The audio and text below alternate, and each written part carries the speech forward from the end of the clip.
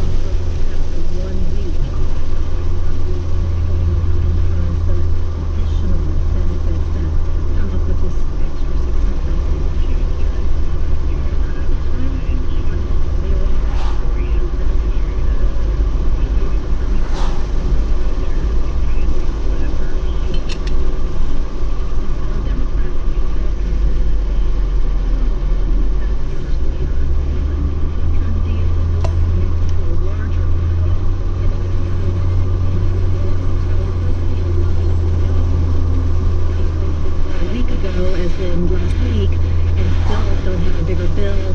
Democrats have said they're going to pass on that off, and they think they can backtrack on these benefits if they do reach a deal later down the road. Well, and we should remind our listeners that Democrats actually did pass a $3 trillion bigger package a couple of months ago that went nowhere in the Republican Senate. The Republicans unveiled a $1 trillion bill that the Democrats thought was too small. Here's the Speaker of the House, Nancy Pelosi, addressing that unemployment supplement in an interview with CNN this morning.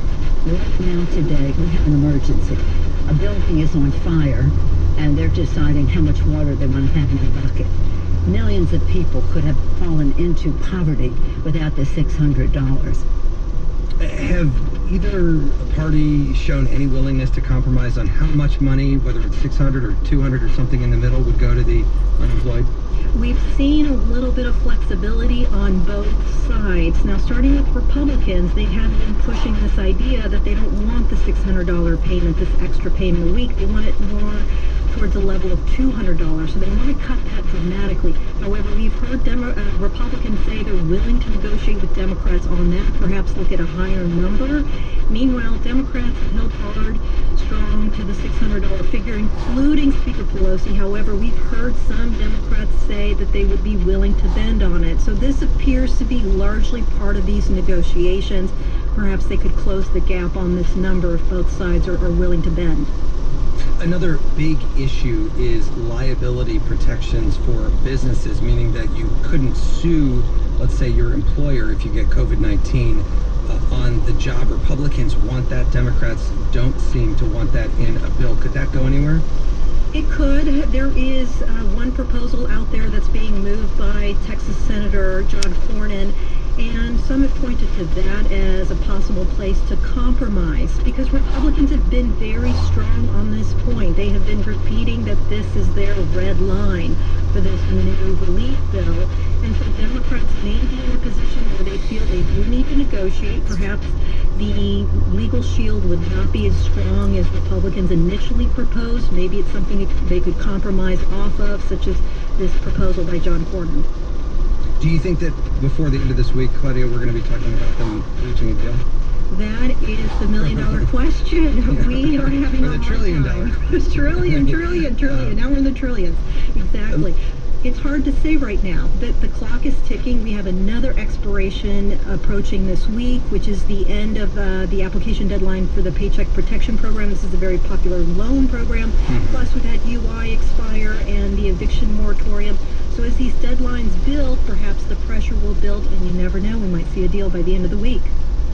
The other thing that we might see in the coming days is a vice presidential pick by Joe Biden, the presumptive Democratic nominee. He says he's going to pick a woman, and some of the top contenders have been campaigning in a way on TV. Here are just a few in the last few days.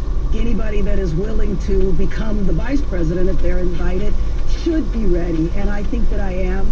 I would do everything I can to support Joe Biden to get elected, no matter where he thinks I should, what position I should play on the team. Whatever role I may play or not play, I think the most important things are confronting this virus effectively. We have to elect Joe Biden the next president of the United States, and I will do everything in my power, regardless of where I am. We have to elect him.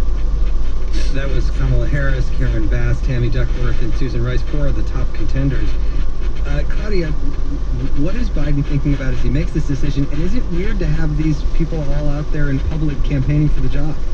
He's taken a lot of factors into consideration. He said that he would make his decision this week. That doesn't necessarily mean that we will learn about it this week. It could be the following week when we get the name finally.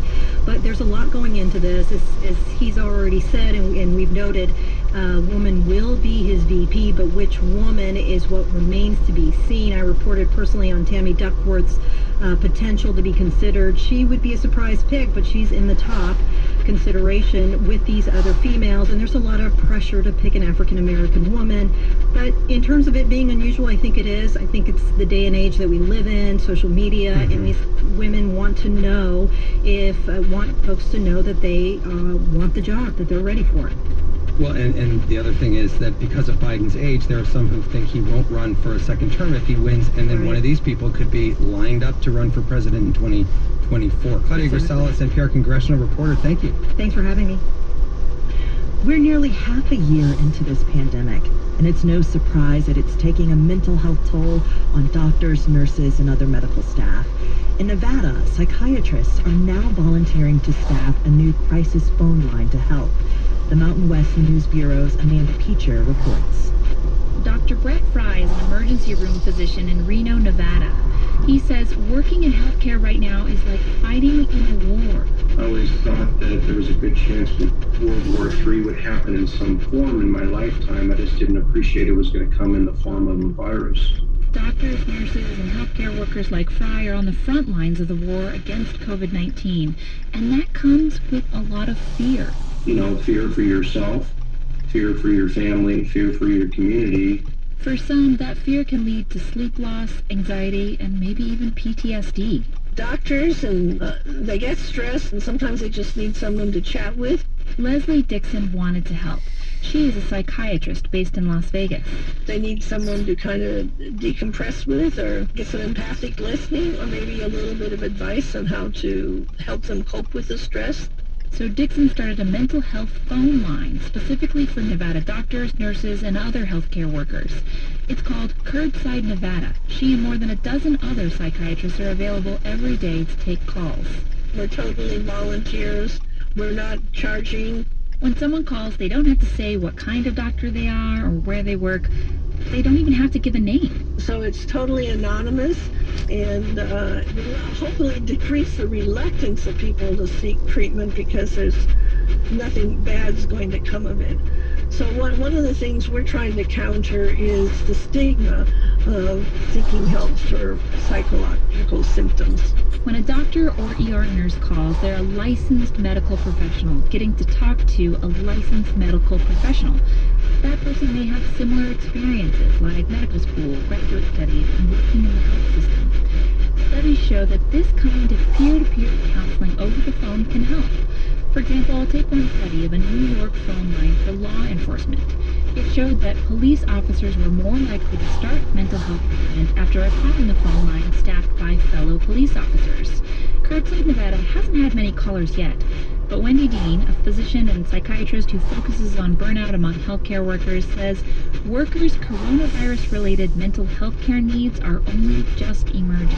It's going to take weeks or months before people are really able to take a breath and start thinking about all they've seen, all they've experienced, and to start processing it. Dean says health systems should already be providing mental health care for their workers, but it's especially important right now. I firmly believe that the mental health surge is going to be significantly delayed from the viral surge. Curbside Nevada is a statewide service, and there's also a national support line that doctors and nurses can call to reach a volunteer psychiatrist. Dean says that's good, but not sustainable.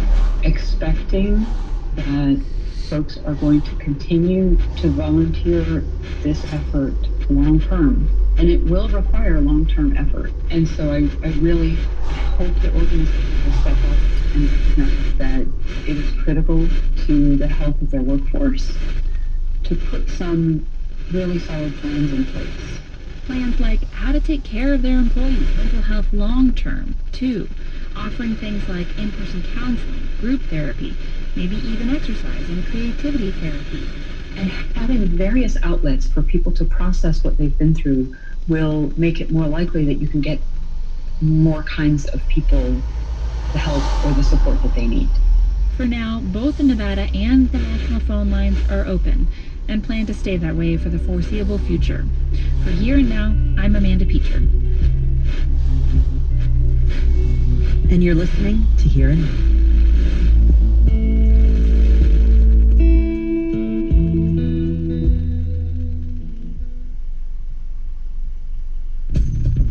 Millions of high school students are trying to figure out what it will mean to return to school months into this pandemic. We'll talk with a few of them to get their perspective. I just don't think that there's a way that we'll go back that's safe and allow us to actually learn. High school students on their hopes for the coming year this afternoon on All Things Considered from NPR News. Tune in this afternoon at 4 on WHYY. The time now is 1:18. I'm Jack Lepiar. As Tropical Storm Isaias is moving closer to the coast of the Carolinas today, expected to strengthen into a hurricane before it makes landfall later tonight. Storm's forecast to bring winds and rain to much of the east coast over the next 2 days. Some areas could see as much as 8 inches of rain. State lawmakers in Nevada have approved a measure to mail ballots to all active voters ahead of the November election. 7 other states have already passed similar measures. Nevada's Democratic governor is expected to sign the bill into law. A school in central Indiana is shifting to online classes for a week after just 2 days of the school year. At least one staffer at Elwood Junior Senior High Schools tested positive for coronavirus. Several other people, all staffers, are also in quarantine. School began classes on Thursday.